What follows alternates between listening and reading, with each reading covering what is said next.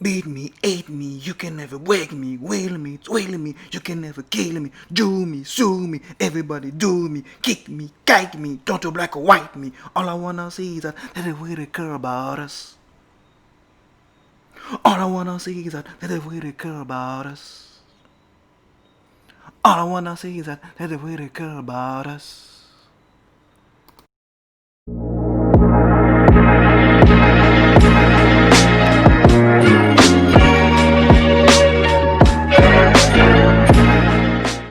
Hello la team, comment allez-vous bien?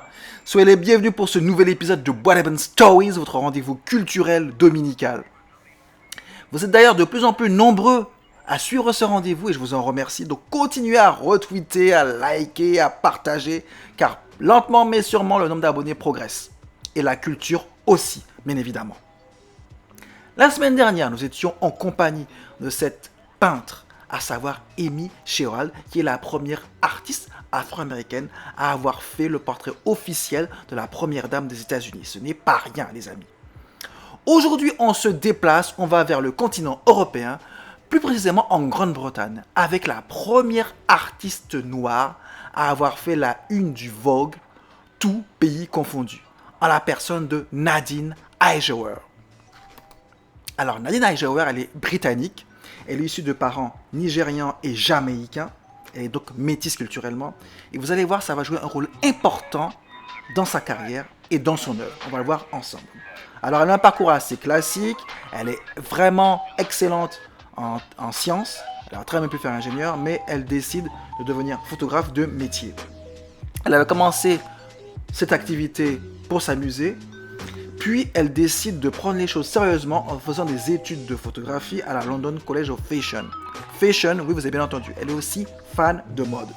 Sauf que dans le milieu de la mode, quelque chose qui la gêne énormément en tant que métisse, ce sont les stéréotypes dans la représentation des cultures non occidentales.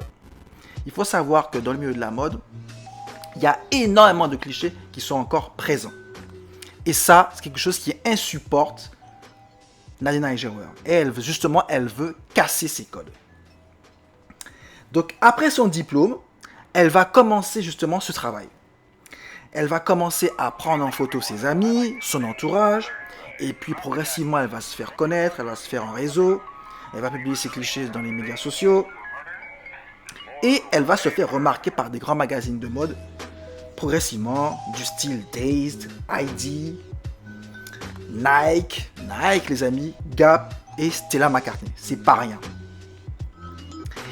À tel point qu'à 26 ans, elle obtient le Graal, c'est-à-dire qu'elle va devenir la première artiste noire à avoir fait la couverture de Vogue. C'est lourd. Très très lourd.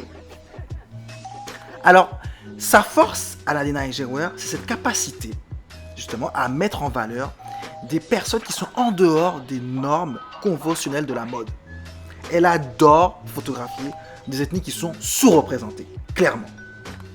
Et son travail, en fait, c'est un mix, si vous voulez, d'identité et de fantaisie.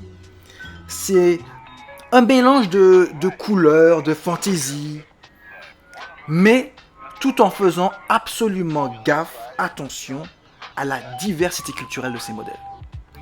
En fait, l'objectif d'Nadine Ijewer est très simple. Elle souhaite que le milieu de la mode, elle veut contribuer à ce que le milieu de la mode soit à l'image des sociétés multiculturelles dans lesquelles nous vivons.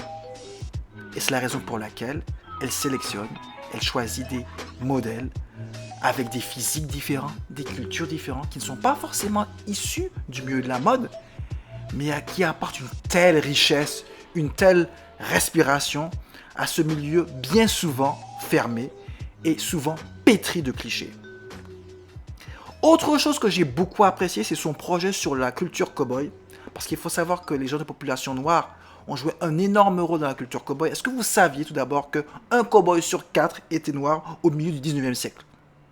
Non, je vous l'apprends. En tout cas, Nadine a su remettre au goût du jour, à travers son style, la culture cow-boy. Et ça, j'ai trouvé ce travail formidable. Voilà, je dois le dire. Voilà les amis. C'était l'œuvre de Nadine Ijewer. J'espère que ça vous a plu. Vous pouvez la retrouver sur Insta, Nadine Ijewer, tout simplement. Quant à moi, je vous donne rendez-vous dimanche, même heure, même antenne. C'était Mark White pour What Happened Stories. Ciao, ciao.